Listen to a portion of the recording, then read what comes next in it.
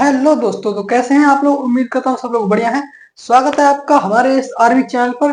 तो आज से मैंने स्टार्ट किया है इस चैनल पर 12th बायोलॉजी का पहला चैप्टर। तो हम पढ़ने वाले हैं इस चैप्टर में और जानेंगे इसमें क्या क्या इंपोर्टेंट है और कौन कौन से जो क्वेश्चन है वो हर साल एग्जाम में आते हैं। तो बने रहे मेरे साथ, मैं आपको ये पढ़ाने वाला हूँ पुष्पी पादपों में लैंगिक जनन। तो ये चैप्टर हम पढ़ने वाले हैं पुष्पी पादपों में लैंगिक जनन। आज हम इसमें पढ़ेंगे परिचय। तो सबसे पहले हम आज इस चैनल में इस लेक्चर में तो सबसे पहले हम इस लेक्चर में पढ़ने वाले हैं परिचय। पहला लेक्चर होने वाला है और इसमें इस लेक्चर में हम परिचय पढ़ने वाले हैं। परिचय क्या है इसका। पहली जनन, देखो पहली मैं बात करता हूँ कि मतलब पहली इकाई है जनन। उसमें कौन कौन से चैप्टर है। पहली इकाई जनन में 3 चैप्टर है। नंबर 1 पुष्पिपादपों में लैंगिक जनन। नंबर 1 पुष्पिपादपों में लैंगिक जनन। दूसरा है मानव जनन और तीसरा चैप्टर है मानव जनन स्वास्थ्य। तीसरा चैप्टर है जनन स्वास्थ्य। और इकाई 2 की बात करें, इकाई दो है अनुवांशिकी एवं विकास। तीसरी इकाई है अनुवांशिकी एवं विकास। इसमें दे रखे हैं 3 चैप्टर। इसमें पहला चैप्टर है वंशागतिकी और विविधता। दूसरा चैप्टर है वंशागतिकी का आणविक आधार। इसमें हम पढ़ेंगे वंशागतिकी और आणविक आधार क्या होता है वो पढ़ेंगे। और फिर इसमें दूसरी इकाई का जो तीसरा चैप्टर है वो है विकास। इसमें हम पढ़ने वाले हैं कि कैसे विकास हुआ। इसमें मानव का विकास पढ़ने वाले हैं और कैसे पृथ्वी का विकास हुआ, ये सब इसी चैप्टर में पढ़ने वाले हैं। इसके बाद आती है तीसरी इकाई। तीसरी इकाई जीव विज्ञान और मानव कल्याण। इसमें जीव विज्ञान क्या है और मानव कल्याण में इसका क्या उपयोग है, ये सब पढ़ने वाले हैं।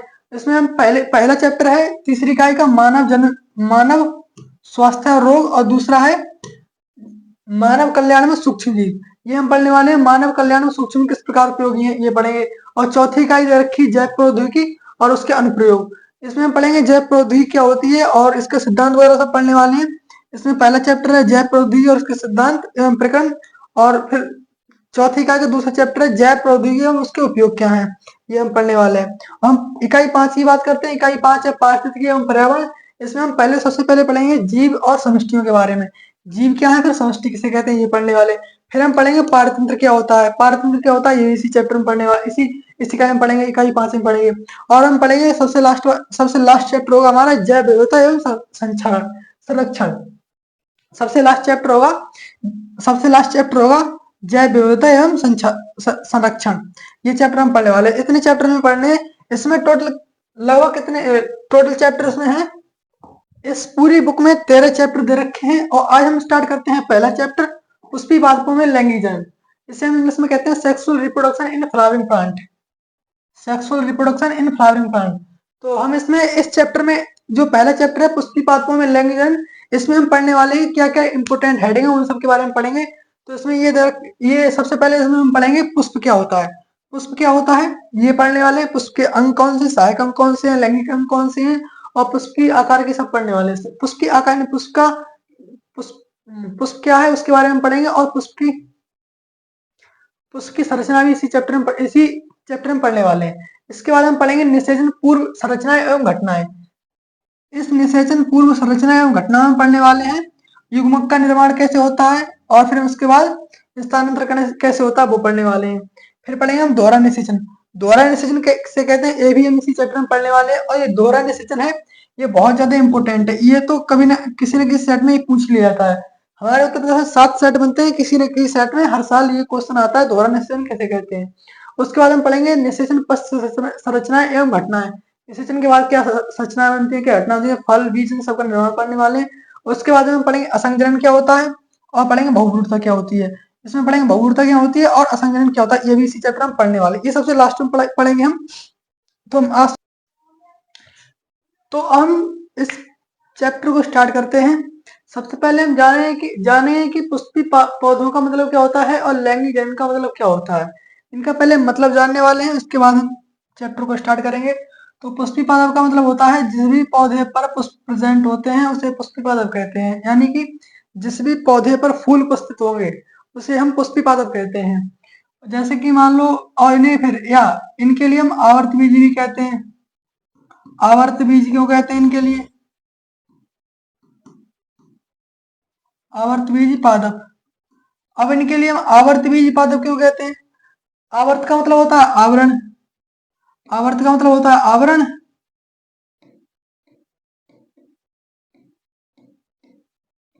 और बीज का मतलब होता है बीज, यानी कि किसी भी बीज के चारों तरफ, किसी भी बीज के चारों तरफ ये बीज है। जैसे मान लो ये आम है, तो आम का ये बीज है, इस बीज के चारों तरफ ये एक प्रकार का आवरण ही तो है, एक प्रकार का आवरण ही तो है। तो इसीलिए इनके लिए हम आवर्तबीजी पादप भी कहते हैं। जैसे कि किसी बीज के चारों तरफ आवरण का प्रेजेंट होना दिखाता है कि आवर्तबीजी पादप है, इसीलिए हम इसके लिए आवर्तबीजी पादप भी कहते हैं।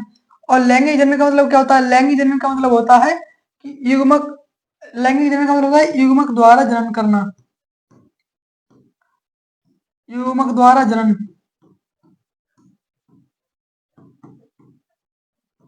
युग्मक द्वारा जनन। और युग्मक कितने प्रकार के होते हैं? युग्मक दो प्रकार के होते हैं, नर एवं मादा, नर व मादा युग्मक।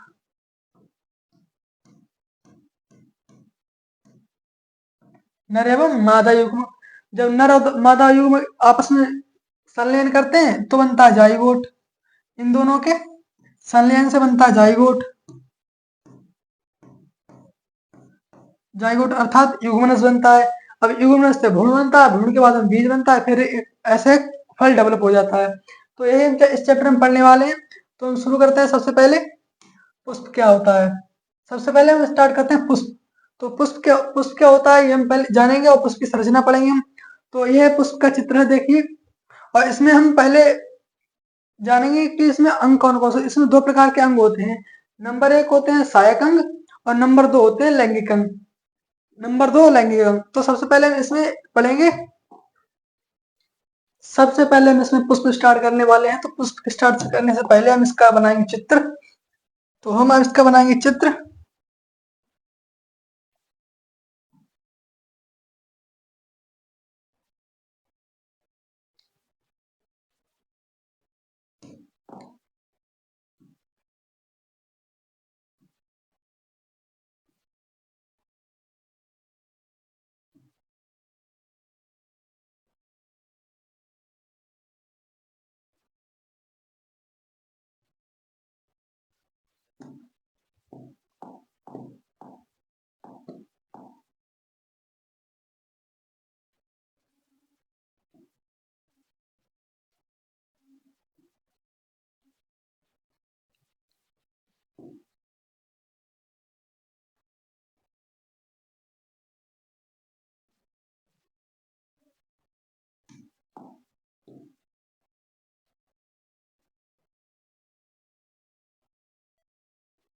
ये बन गया पुष्पासन, ये बन गए बादल। इसके बाद हम बनाएंगे दल।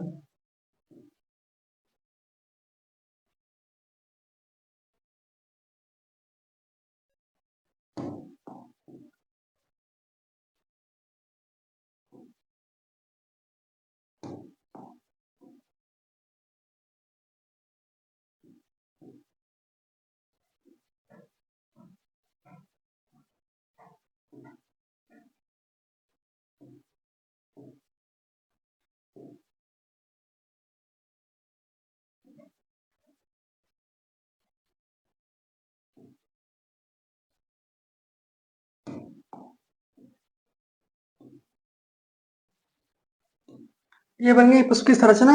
अभी इसमें एक चीज बकाया है,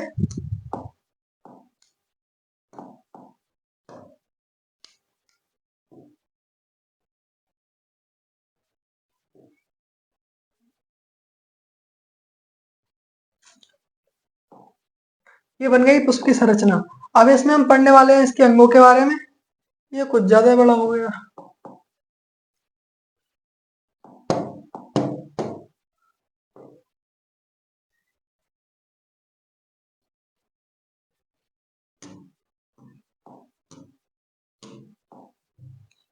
अब इसमें हम पढ़ते हैं इसकी संरचना के बारे में, इसके नाम के बारे में। तो इसे हम कहते हैं बाह्यदल।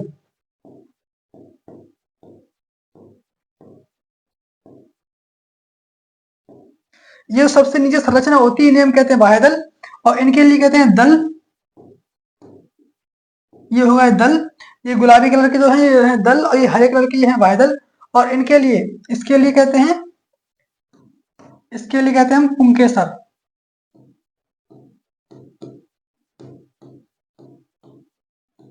इसके लिए कहते हैं पुंकेसर, नहीं, इसके लिए कहते हैं परागकोश।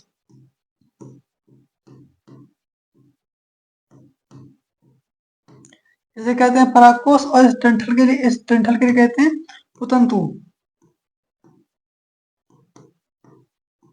इसे कहते हैं पुतंतु। इन दोनों, इस पूरी संरचना को, यहां से यहां तक की संरचना को कहते हैं परागकोश, पुंकेसर। यहां से लेके यहां तक की संरचना को कहते हैं पुंकेसर।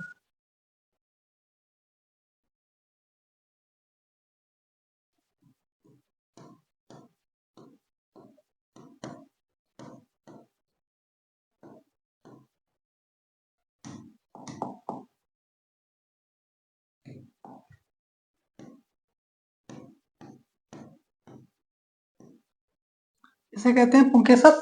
इसके बाद हम बात करते हैं इसकी, तो इसे कहते हैं वर्तिका। इसे कहते हैं वर्तिकाग्र, वर्तिकाग्र कहते हैं इसे, और इसे कहते हैं वर्तिका। और इस ये गोल गोल संरचना के लिए कहते हैं अंडाशय।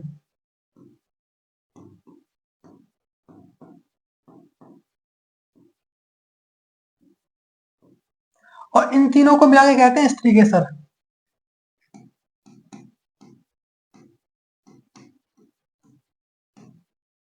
अब आप समझ रहे होंगे, यहाँ पर पुंकेसर है तो ये फिर मेल पार्ट है, और ये स्त्रीकेसर स्त्री है तो यहाँ पर ये फीमेल पार्ट है। तो यहाँ पर ये होगी इसकी संरचना। और मैं आपको बताऊं, यहाँ पर इसे कहते हैं पुष्पासन।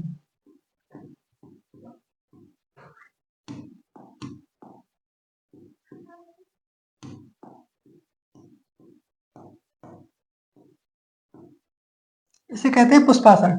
जहां पर पुष्प का आसन होता है उसे कहते हैं पुष्पासन।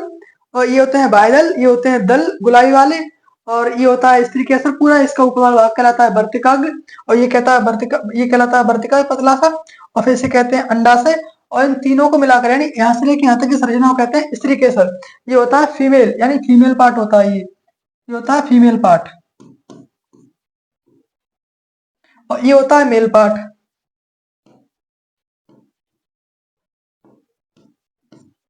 और यहाँ से लेके यहाँ तक की संरचना को कहते हैं पुंकेसर, और ये होते हैं परागकोश, इसमें बनते हैं परागकण, इसमें ही परागकण बनते हैं। और इसे कहते हैं पुतंतु, और ये बीच में जो जुड़ा होता है, बीच में जो होता है, ये आपको दिख रहा है ये,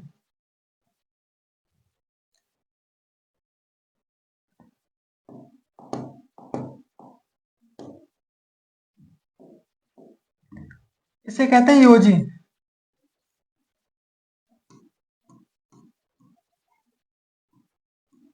इसे कहते हैं योजी, ये होता है योजी। इसके बाद हम देखेंगे आगे क्या है। ये होगी उसकी संरचना, ये बना लेना या फिर ऐसा बना लेना, जो आपको अच्छा लगे वो बना लेना, ये वाला, ये वाला, या ऐसा बना लेना, या फिर इस टाइप का बना लेना, ये वाला, जो आपको अच्छा लगे वो बना लेना। अभी हम इसमें बात करते हैं कुछ ये पुष्प के अंग दो प्रकार के होते हैं। पुष्प के अंग दो प्रकार के होते हैं।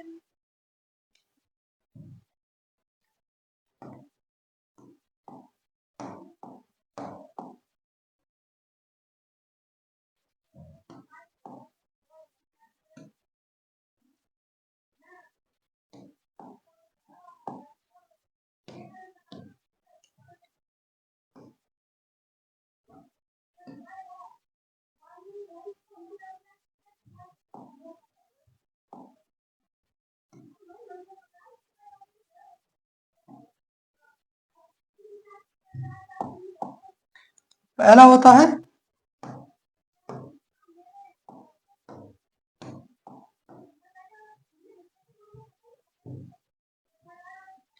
पहला होता है सायकन। पहले होते हैं सायकन।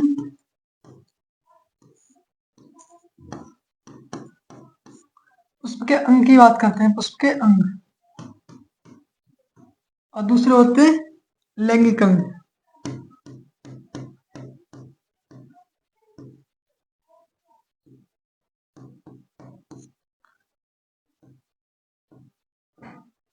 इसमें मेन होते हैं, ये लैंगिक अंग मेन होते हैं और ये सहायक अंग होते हैं।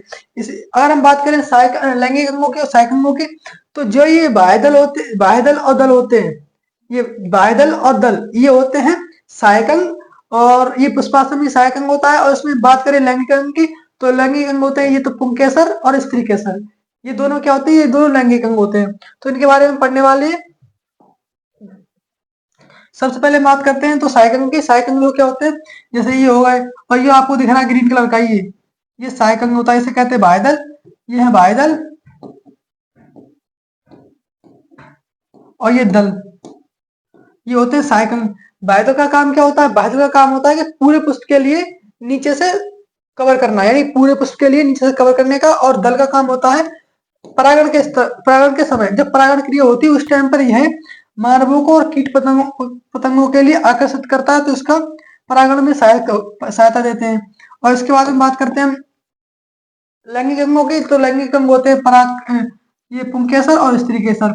इनमें क्या होता है, इनमें ही युग्मक का निर्माण होता है, इन दोनों में युग्मक का निर्माण होता है। और फिर क्या होता है कि मतलब यहाँ पर परागण के समय यहाँ से परागकण उड़कर इस पर आते हैं, इस पे आने के बाद यहाँ पर निषेचन होता है, निषेचन होकर यहीं पर भ्रूण बनता है, यहीं से बीज का निर्माण होता है यहीं से।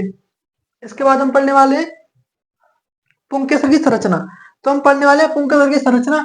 पुंकेसर की संरचना ये होती है, मतलब ये होता है यहाँ से लेके यहाँ तक का होता है पुंकेसर। ये इसके तीन भाग होते हैं, इसके तीन भाग होते हैं। नंबर एक, ये होता है तंतु,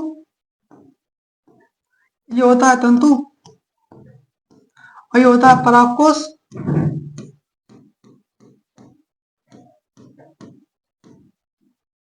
और बीच में जो ये होता है, बीच में ये होता है योजी, ये होता है योजी। अब इसकी हम संरचना पढ़ने वाले हैं। तो जैसे अगर हम परागकोश के लिए जैसे यहाँ पे ना ये है, ये परागकोश, परागकोश को हम ऐसे काट देंगे, इस तरह से हम काट देंगे तो इस प्रकार की संरचना प्राप्त होती है। इस प्रकार से तो हम पढ़ेंगे इस पुंकेसर की संरचना के बारे में। ये पुंकेसर है, जो ये पुंकेसर है, इस पुंकेसर की संरचना ऐसे काटने के बाद कैसी प्रतीत होती है, ऐसी होती है, इसके लिए हम पढ़ने वाले हैं। तो सबसे पहले हम इसके लिए बनाएंगे इधर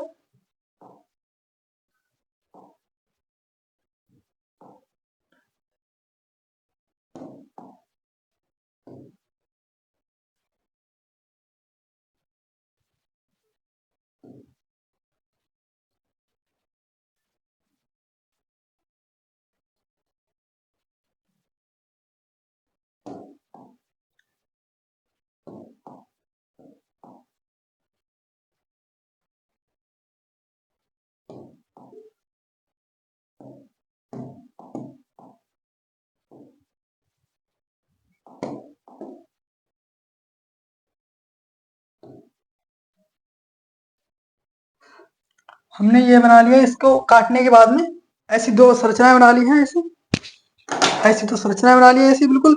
अब इनके लिए पढ़ने वाले हैं। अब इसमें हम पढ़ेंगे पहले तो ये होता क्या है। देखो इसके लिए काटने के बाद में कुछ ऐसा प्रतीक दिखाई देता है। बीच में इसमें बीच में क्या होता है, बीच में यहाँ पर होता है योजी, एक योजी होता है ये,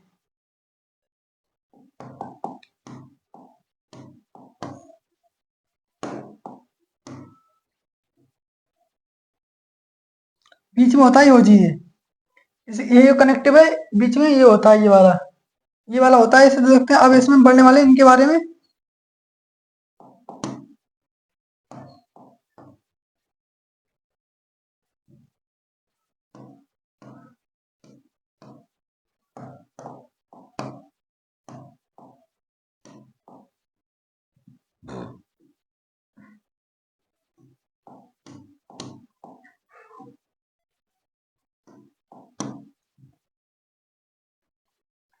तो हम बात करते हैं इसकी। तो ये एक होता है, ये होती एक पाली,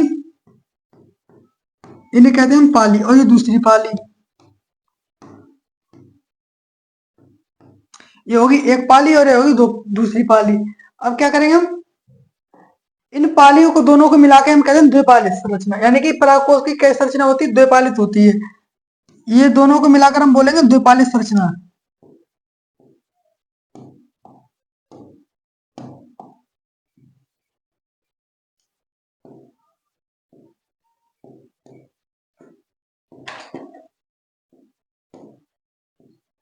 द्विपालित।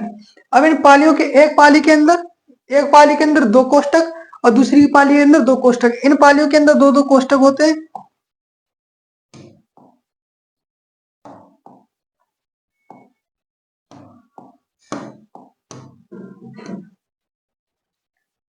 एक कोष्टक, दो, तीन,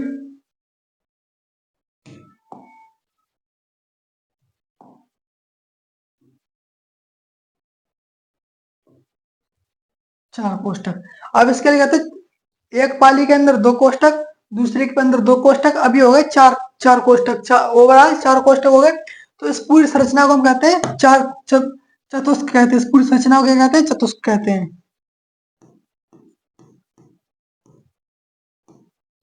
एग्जाम में पूछ रहा है कि पराग कोश की संरचना के बारे में संरचना बनाइए और उसके बारे में लिखिए। तो हम सबसे पहले इसका संरचना बनाएंगे। इस संरचना में दो पालित लिखेंगे कि पराग कोश की संरचना द्विपालित होती है और प्रत्येक पाली में दो कोष्टक होते हैं। तो इसी प्रकार से हम पूरी पराग कोश को चतुष्क कहते हैं। अब इन्हीं चतुष्क के अंदर, इन कोष्टकों के अंदर, इन कोष्टकों के अंदर परागकण बनते हैं। इन्हीं कोष्टकों के अंदर परागकण बनते हैं और इन्हें क्या कहते हैं? इन कोष्टकों को हम कहते हैं लघु बीजाणु धानी।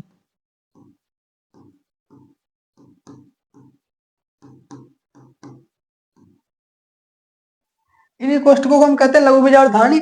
यानी कि यहाँ पे चार लघु बीजाणु धानी होती है एक परागकोश के अंदर। इन्हीं लघु बीजाणु धानियों में लघु बीजाणु धानी, इन्हीं में परागकण का निर्माण होता है।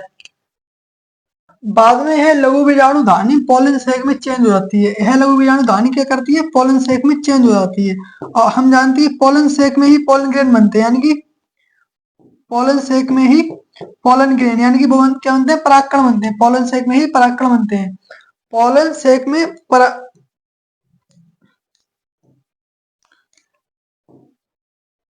पोलन सेक में पोलन ग्रेन अर्थात क्या बनते हैं? परागकण बनते हैं। तो ये लघु बीजाणु धानी बाद में चेंज हो जाती है।